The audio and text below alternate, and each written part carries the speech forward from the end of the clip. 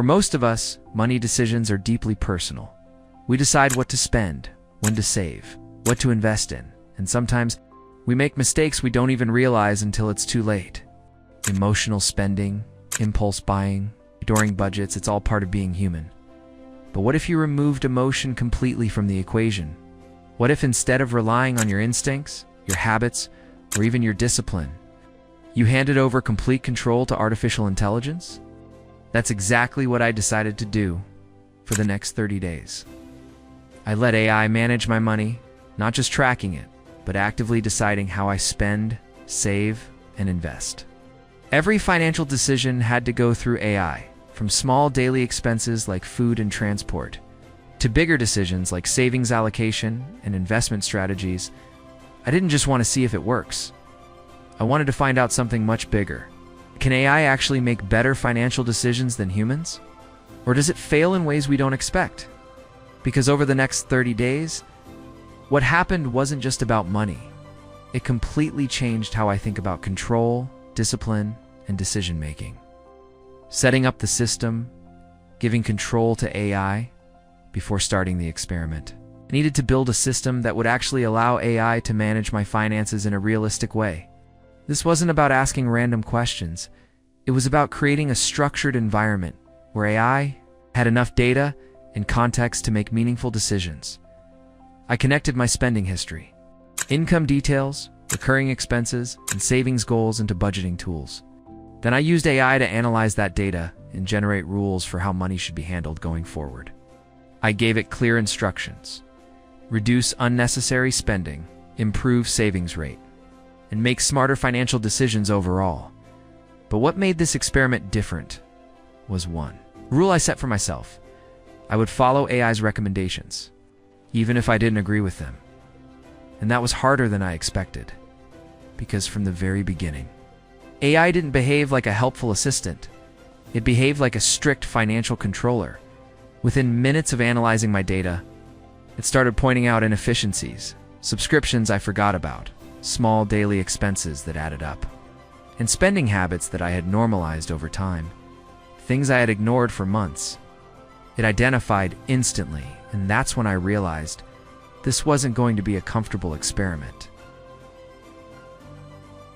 Week 1, the discipline shock. The first week felt like a reality check. AI didn't ease me into the process. It immediately started cutting unnecessary expenses. It recommended canceling subscriptions I rarely used, limiting food delivery orders, and setting strict daily spending caps. At first, it felt extreme. These weren't huge expenses individually, but they were part of my routine. And that's what made them hard to change. What surprised me was how objective AI was. It didn't consider convenience, mood, or cravings. It only looked at numbers and patterns. For example, when I wanted to order food late at night, AI flagged it as unnecessary spending based on previous patterns.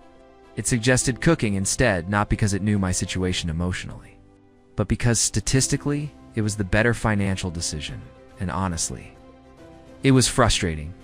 Not because it was wrong, but because it removed the flexibility I was used to by the end of week 1.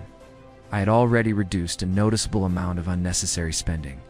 But more importantly, I started noticing something uncomfortable. Most of my bad financial decisions weren't big mistakes. They were small habits repeated daily, and AI was eliminating them one by one. Week 2, when AI starts understanding you. By the second week, something changed. AI wasn't just reacting anymore, it was predicting. It started identifying patterns in my behavior that I wasn't even fully aware of. It noticed when I was more likely to spend impulsively, what triggers influenced my decisions, and how my spending changed based on time and routine. For example, it noticed that I tended to overspend on weekends. So instead of reacting afterward, it suggested setting stricter limits before the weekend even started. It also recommended planning meals in advance too, avoid last-minute decisions, which were usually more expensive. This wasn't just budgeting anymore. It felt like behavior tracking at one point. AI warned me that based on my recent activity, I was likely to overspend that day. And later that evening, I caught myself about to make an unnecessary purchase, exactly as predicted. That moment felt strange because it wasn't just managing money anymore. It was predicting my behavior better than I could. The investment phase. Logic over emotion. After 2 weeks of controlling daily spending, it was time to test something bigger: investing. I allowed AI to suggest how a portion of my money should be allocated. I expected it to suggest trending opportunities or aggressive growth strategies, but it didn't. Instead, it focused on long-term stability. It recommended diversification, low-risk exposure, and consistent investment rather than chasing quick returns. It avoided hype completely and prioritized probability over excitement at first. It felt boring. There were no big moves, no dramatic gains, no risky bets, but that was the point. AI wasn't trying to impress me. It was trying to optimize outcomes. And that's when I realized something important. Humans often invest based on emotion, fear, greed, excitement. AI doesn't. It follows logic, even if that logic feels slow. When AI got it wrong, but the experiment wasn't perfect, there was a moment where AI made a recommendation that didn't feel right. It suggested cutting an expense that was actually important for my well-being, something that, from a financial perspective, looked unnecessary. But from a human perspective, added value to my daily life, and that's where the limitation became clear. AI doesn't understand meaning, it understands data. Following that recommendation made my routine less enjoyable. Even though it improved my budget slightly, that moment was important because it showed that not every efficient decision is the right decision. Money isn't just about numbers, it's about quality of life, the control struggle. By week 3, the biggest challenge wasn't financial anymore, it was psychological. Letting I control my money started to feel uncomfortable. Even when it was making good decisions, there's something deeply personal about money. It represents freedom, independence, and control. And giving that control away, even temporarily, creates resistance. I found myself wanting to override decisions. Not because they were wrong, but because I wanted control back. That's when I understood something powerful. The hardest part of financial discipline isn't knowing what to do, it's actually doing it consistently.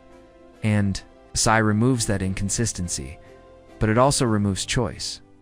The final results, more than just money. After 30 days, I analyzed everything. Yes, I saved more money. Yes, I reduced unnecessary expenses. Yes, my financial structure improved, but those weren't the most important results. The real change was in mindset. I became more intentional with spending, more aware of habits, more disciplined without relying on motivation. At AI, this didn't just manage my money. It changed how I think about it. So, should you let AI manage your money? The answer is not simple. AI is incredibly effective at removing emotional mistakes, identifying patterns, and optimizing decisions, but it lacks human understanding. It doesn't know what makes your life better. It doesn't understand its priorities beyond data. The best approach isn't replacing yourself. It's using AI as a tool. Let it guide you. Let it analyze your habits. Let it improve your decisions. But don't remove yourself completely, because money is not just about efficiency, it's about living. Well, this experiment started as a test, but it ended as a lesson. AI can be more disciplined than you, more consistent than you, more logical than you, but it cannot replace you. The future of money isn't. It's AI versus humans. It's AI working with humans, and those who learn how to use it properly will have a serious advantage. If you enjoyed this real-world experiment, like the video, subscribe for more AI experiments. Share this with someone who struggles with saving money, and comment below. Would you trust AI to control your money for 30 days? Because this experiment was just the beginning.